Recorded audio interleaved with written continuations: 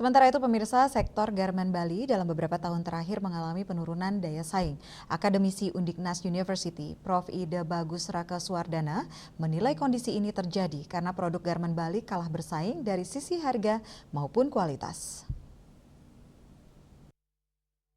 Garmen kita untuk Bali di masa-masa lalu mungkin masih bisa. Lebih lanjut, Profesor Ide Bagus Rakasuwardana ditemui belum lama ini di kampus Undiknas University menyampaikan, negara seperti Vietnam kini menjadi tujuan relokasi pabrik-pabrik besar karena menawarkan biaya produksi dan upah tenaga kerja yang lebih rendah.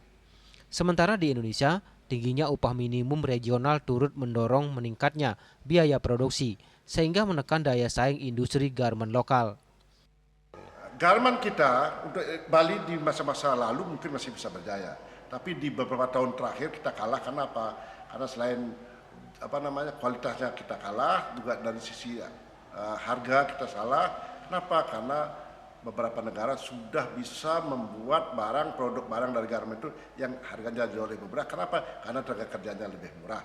Contohnya Vietnam, dulu Bangladesh, tapi sekarang udah mulai ke Vietnam.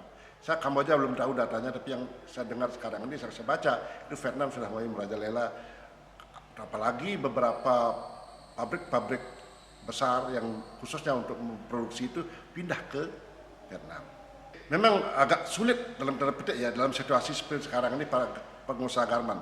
Apalagi terus diserbu oleh pakaian bekas itu kan, sehingga mengalami penurunan. Nah, kalau bicara tentang itu konteksnya lain. Tapi kalau kita lihat dari sisi kualitas ekspor, tentu kita tetap harus meningkatkan kualitas barang kita, produk kita dengan harga yang lebih bersaing. Kenapa bisa bersaing? Tentu dengan kerja kita harus berkualitas dan biaya pengupahnya tentu harus juga bisa bersaing.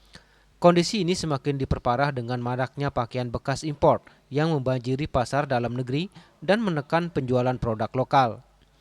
Meski menghadapi tantangan berat, para pelaku usaha didorong untuk terus melakukan peningkatan kualitas produk serta efisiensi biaya produksi sebagai langkah utama agar ekspor Bali mampu bangkit dan kembali bersaing di pasar internasional. Indrawan, Bali TV.